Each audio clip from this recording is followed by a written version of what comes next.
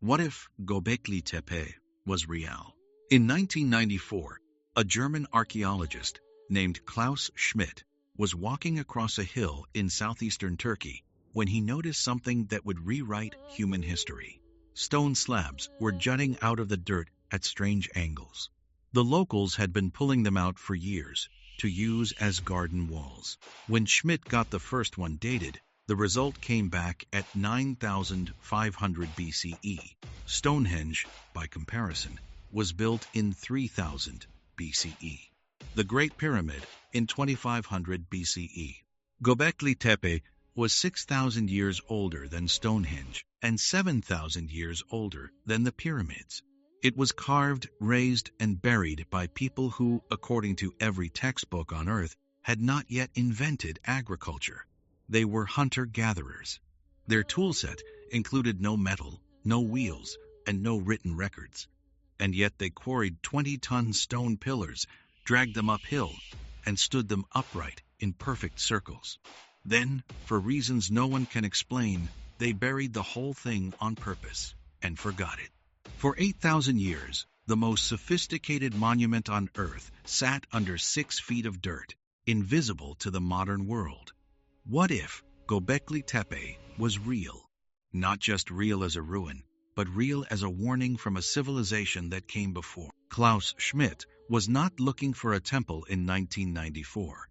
He was a specialist in the pre-pottery Neolithic, the period before humans in the Middle East figured out how to make clay pots. He had been surveying sites in the Sanliurfa province of Turkey, mapping the Stone Age landscape, when a local farmer told him about the hill called Gobekli Tepe, which means Potbelly Hill in Turkish. The name comes from its distinctive rounded shape, like a sleeping animal. Schmidt was told the locals had been digging up the strange T-shaped stones for decades, using them as building material and crushing them for gravel. So when Schmidt walked the site, he was not expecting much. What he found were hundreds of megalithic pillars, some still standing, others toppled, all of them carved with intricate animal reliefs. The first radiocarbon dates came back in 1995, 9,500 BCE, then 8,800 BCE, then 8,000 BCE, the date the complex was buried. Schmidt published his initial findings in 1995 in the journal Antiquity, and the response from the archaeological community was disbelief. The dates were too early, the sophistication was too high. The textbook understanding of human development placed organized monumental construction at least 4,000 years later in Mesopotamia with the Ubaid culture. Schmidt spent the next 20 years excavating, slowly, carefully, and dying in 2014 of complications from cancer. He never saw the full site revealed.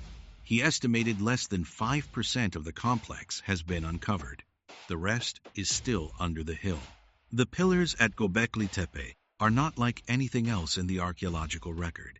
They are T-shaped, standing between 3 and 6 meters tall, and weighing up to 20 tons apiece. The top of each T is angled at roughly 90 degrees, like a flat human head with a perpendicular torso. The shapes are abstract, not carved faces, but the proportions and posture are unmistakably anthropomorphic. They stand in circular or oval enclosures, sometimes up to 10 pillars in a single ring, with 2 larger central pillars. The most famous enclosure, Enclosure D, has a central pillar pair that reaches 6 meters. The T-shapes face inward, toward the center of the ring, as if the pillars themselves are gathered in some kind of meeting. And they are carved. The reliefs on the pillars include foxes, snakes, scorpions, wild boars, ducks, cranes, gazelles, aurochs, and a few predators. The animal figures are stylized, not realistic, but identifiable, and they cover the stone like graffiti in a temple. The sophistication of the carving is the second shock. The first is the date. The T-pillar form is unique to this region. It does not appear at any other pre-pottery Neolithic site. It does not appear in any later Neolithic tradition. It is as far as we know, an invention of a single culture, used at a single location for a single purpose, then abandoned. The T-pillars are not a phase. They are not a precursor to anything. They are an event. And the event lasted roughly 2,000 years, from 9,500 BCE to around 8,000 BCE. Then it stopped. The animal reliefs at Gobekli Tepe are not random. They are organized in patterns that researchers are still trying to decode. The German Archaeological Institute, which runs the dig in partnership with the Sanliurfa Museum, has catalogued more than 50 distinct animal species carved into the stones. Each pillar tends to feature one or two dominant species: a fox pillar, a crane pillar, a wild ass pillar. Some researchers have suggested this represents a kind of clan or family identity, a totem system, with each pillar group belonging to a different group. Others see the carvings as cosmological maps, representing the world as the builders understood it. The predators are different. They are carved lower on the pillars, often at ground level, as if stalking the larger animals. The most dangerous predator, the scorpion, appears in a single pillar 43, called the Vulture Stone, the same pillar that contains what some interpret as a calendar. The variety is what makes Gobekli Tepe extraordinary. Hunter-gatherers do not carve images of predators and prey in coordinated groups. They do not create art programs. They make tools, baskets, and small portable figures. The size, the scale, the curation of the carvings at the site, which would have required a master carver per pillar, suggests a society that had time, food surplus, and ideological purpose, none of which a hunter-gatherer society was supposed to have. The textbooks on the Neolithic Revolution are, as a result, being rewritten in slow motion. Gobekli Tepe is not a discovery that fits in. It is a discovery that breaks the model. The most mysterious feature of Gobekli Tepe is also its most visible. The whole complex is buried, not collapsed, not eroded, buried, intentional, by the people who built it. The site was decommissioned in approximately 8,000 BCE, almost 2,000 years after construction began, and covered with hundreds of thousands of cubic meters of soil and rubble. The covering was so complete that the modern surface of the hill shows no trace of what lies beneath. Satellite imagery does not detect it. LiDAR does not see it. Walking across the hill, you would not know anything was there.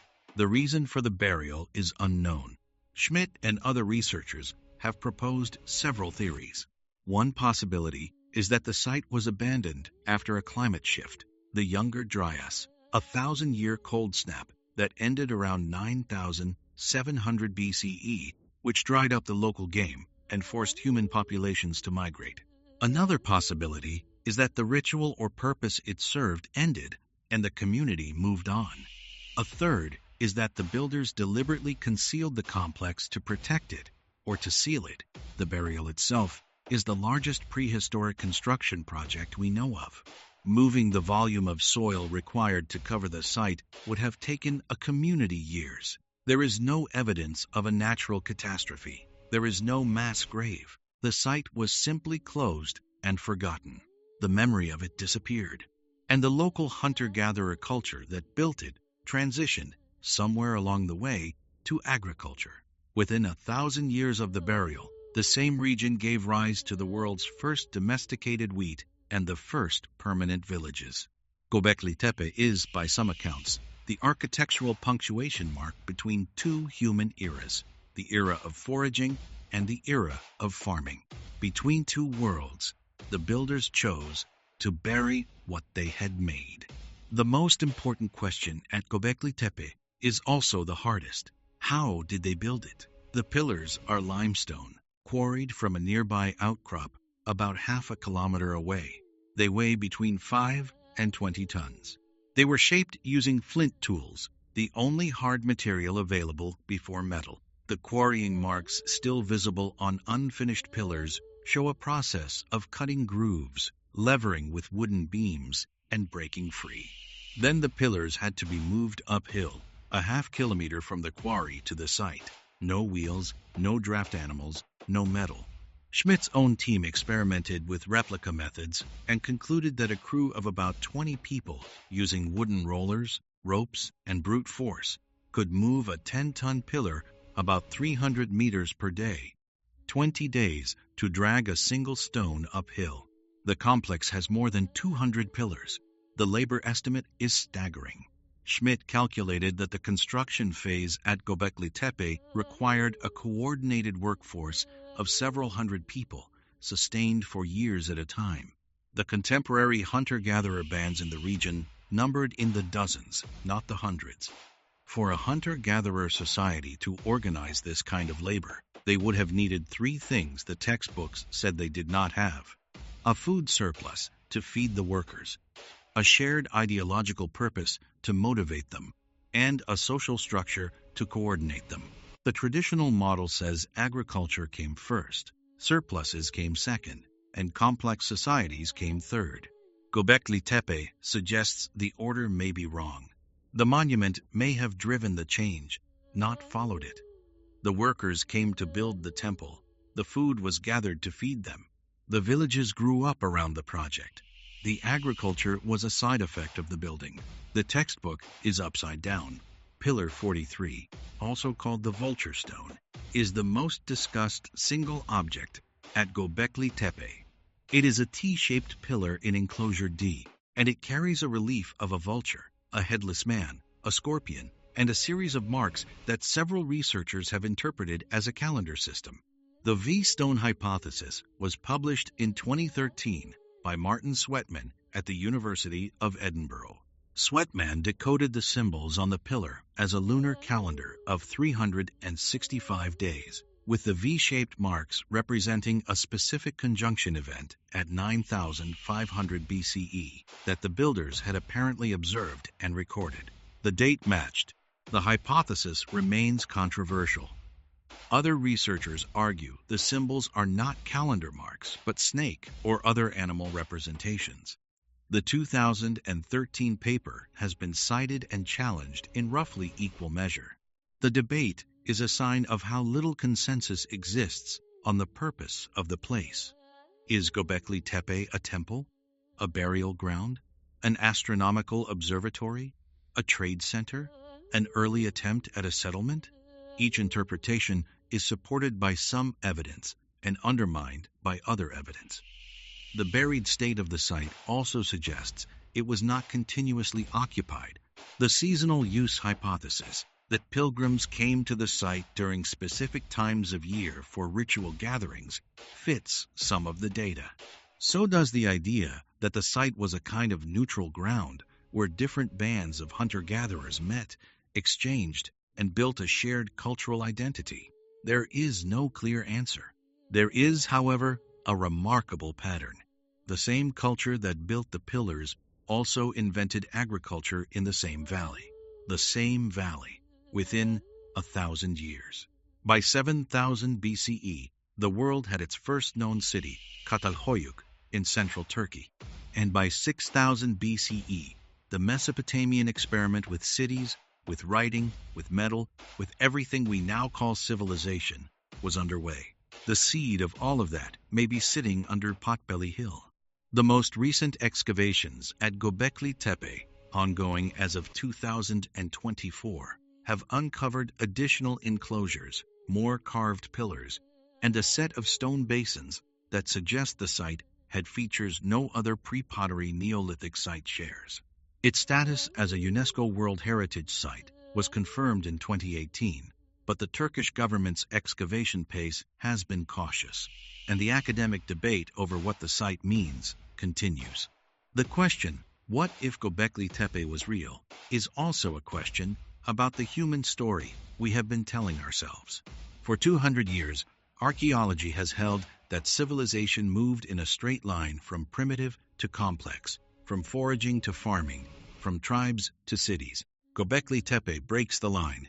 A complex monument was built by a society that, by our definition, was not yet ready to build it. A 20-ton stone was carved by people who should not have known how. A 1,000-year project ended in deliberate burial. If the place really is what it appears to be, a temple, a gathering place, a place of meaning, then the meaning came first and the survival came second. The hunters built it. Then they learned to farm. The message is the message. Gobekli Tepe was real. The only question is what we are supposed to do with that. Subscribe for more.